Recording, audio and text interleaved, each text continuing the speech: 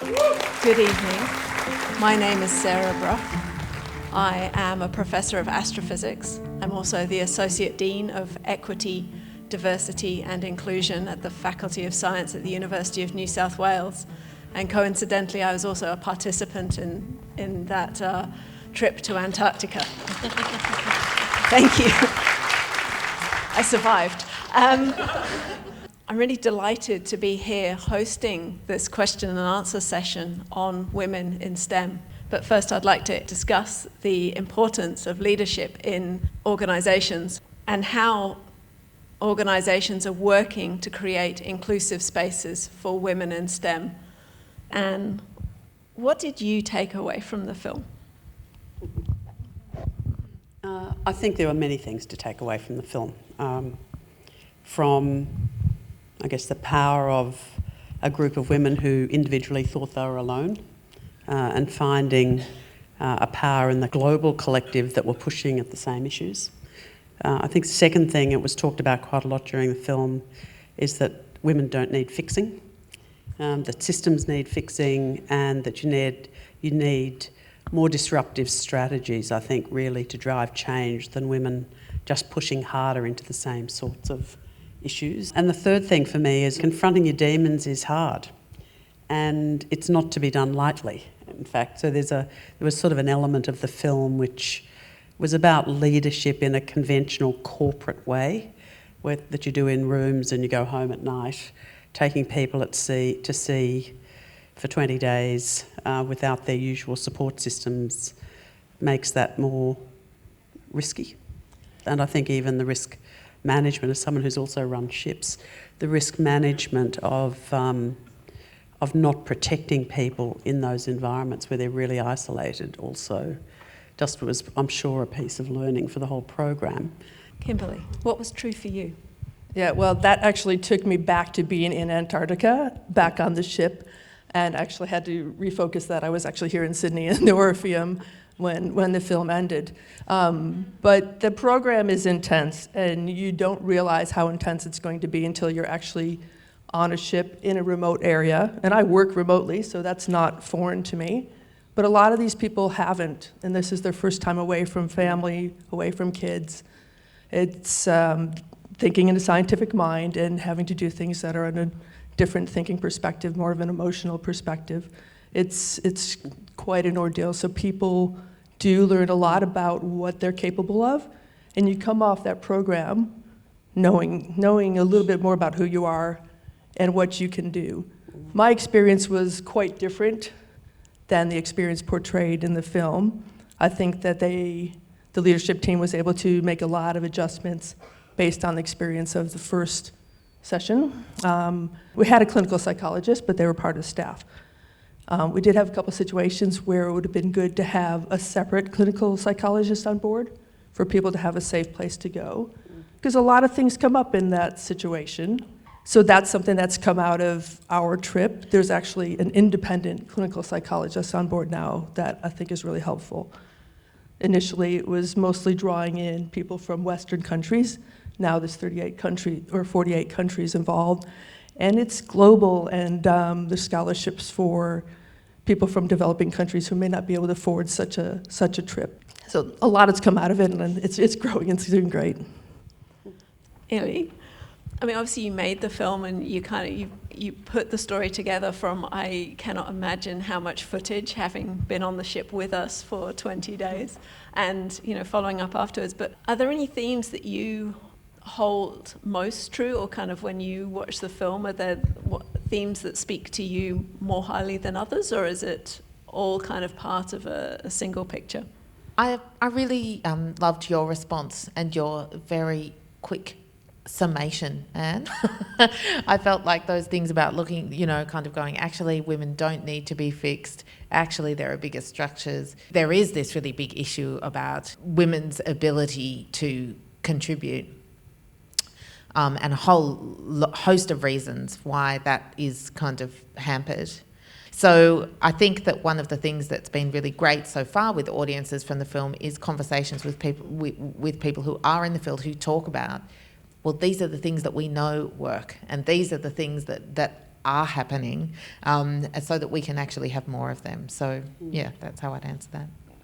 I really identified with Sarah Shano in that story of that lack of confidence, and Sam Glover as well, that if science doesn't want me, I'm not good enough and I should go and do something else. And that was a story I held for a very long time.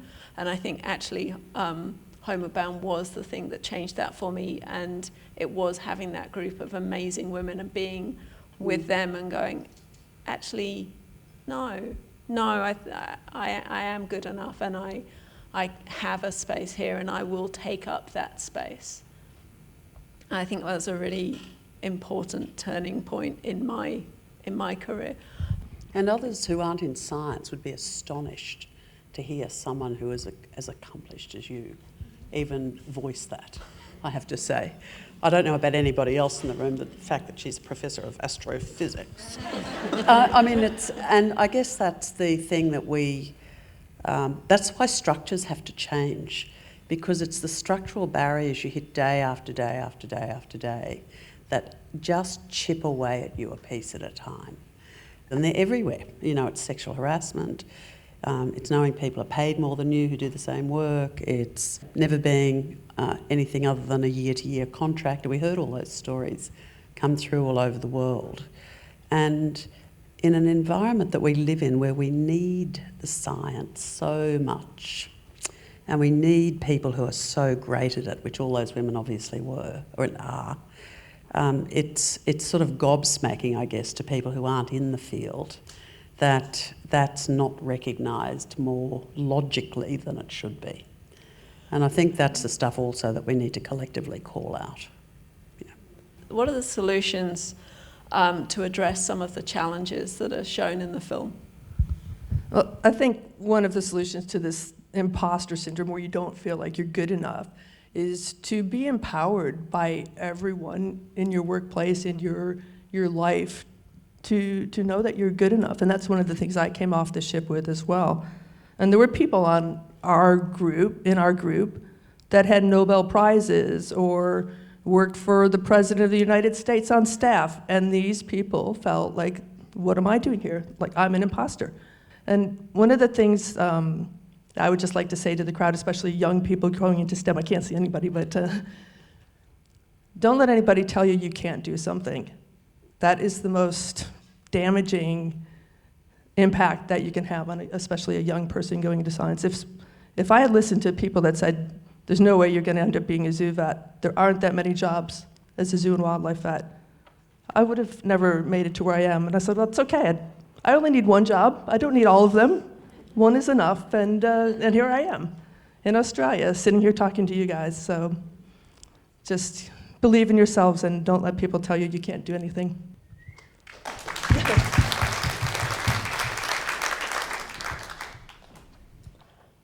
Can I ask Anne, solutions? For so many years, we assumed three things. We assumed that the logic would win. People would start to value women because we needed us. As a community, a society, for innovation, we needed everybody. We needed all the brains, and that included women, not men. That logic has not prevailed, but that was an assumption. I think the second assumption we had was that legislation would give us legal rights that would drive fairness, and that also hasn't proved to be true, and sexual harassment would be a classic case on that, where there's been legislation around for a very long time, but sexual harassment hasn't stopped. And then the third assumption was that we're in it together. And I think that's the area where I'm now much more focused on solutions, which is trying to be more disruptive and actually getting men to stand up.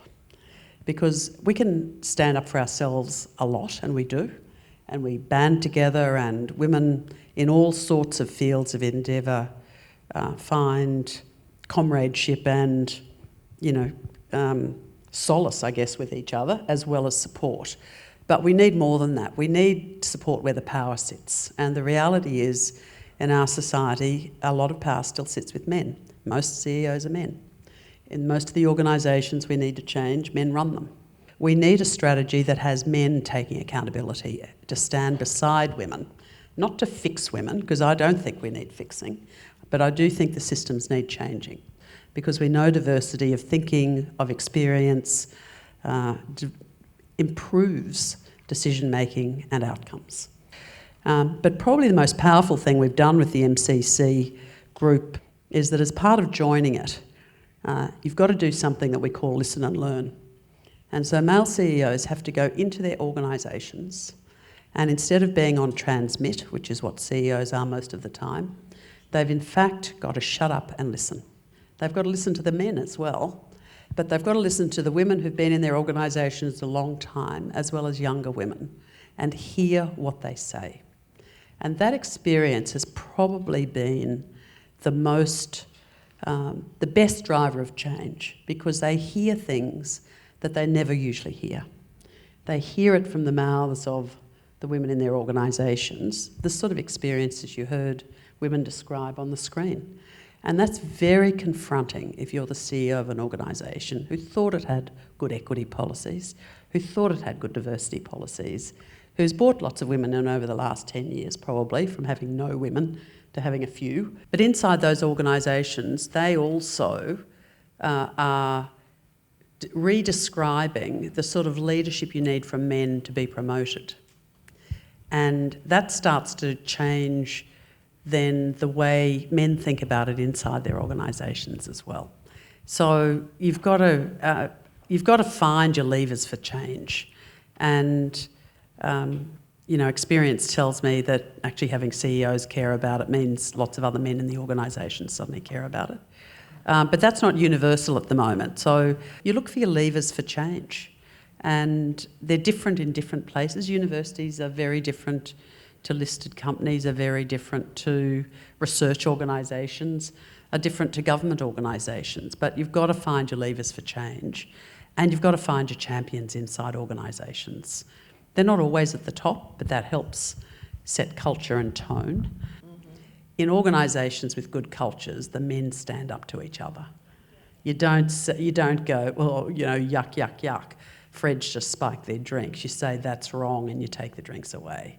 And they're the sort of cultures and the sort of alliances you need to build. So that idea of giving men insight into what to walk in our shoes has been an extremely powerful change driver, but also getting those men to then stand beside the women in their organisation, to challenge other men, to stop the casual sexism, to stop the casual racism. Those things always go hand in hand. All of that stuff has to stop for workplaces to be really places that welcome women and treat them properly. And I think that's what we're driving to do. I think that point, I really appreciate the male champions of change, because those male CEOs are willing to step up and say, I want to do something about this. I might not know the answer. And I think the presence of the organisation as a start is a real sign of positivity to me, that change will occur from the presence of that leadership. And quite frankly, my role is just to be relentless. So, you don't come along to my group, it's not for the faint-hearted, and you don't come along also pretending that you're doing good work when you're not. I like it. Because I think there's a lot of cynicism about men signing up so they look better. And that shouldn't be happening, and there's a lot of testing of, what's the underlying data, what's really changing, and talking to the women in organisations, saying, is this as good as it sounds or not? And if it's not, then we call it. And so I think there's also an element of just being a bit more honest about what's happening in organisations than maybe we've traditionally been, where we've been a bit, they always said, don't be too polite, girls. Well, I've got to the stage in my life where politeness is not one of my great skills anymore.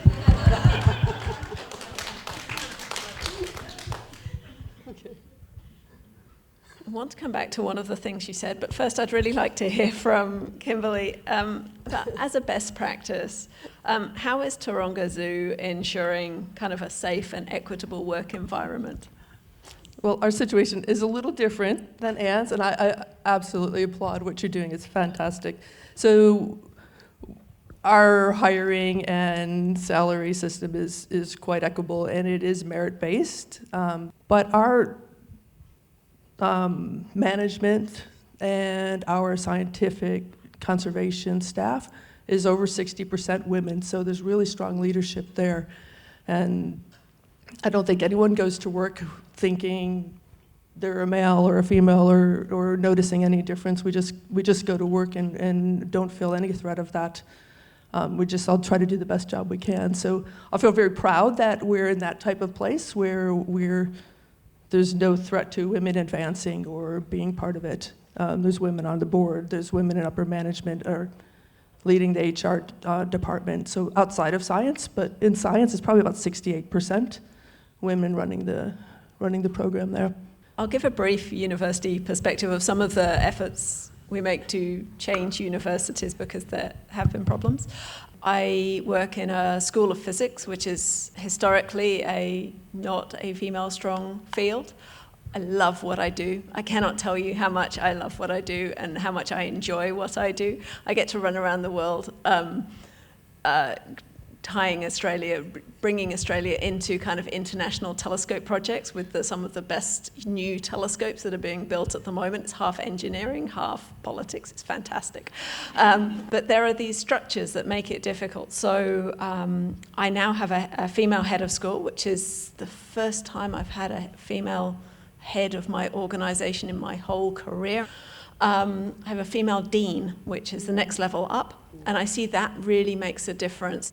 And I see her leadership in actually saying, no, we are looking at this, we care about this, and pushing for change in our organisation.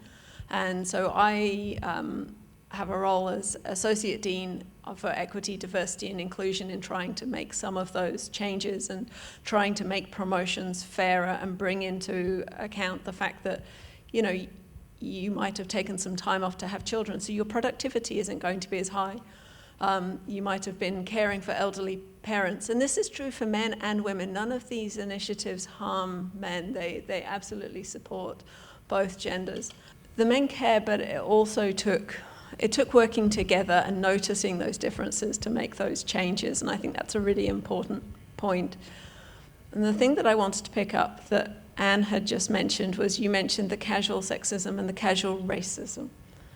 I'm going to recognise that the group in front of you today is, although diverse in geography, is not necessarily diverse in race. And I think that's that intersectionality of not just the white women, not just the privileged white women, and what we can do to increase the diversity on all of these other fronts, all of the other important fronts, is still something I think that is work in progress. Our proximity bias and our cultural biases are really well entrenched, even though most of us don't acknowledge them or aren't even aware of them.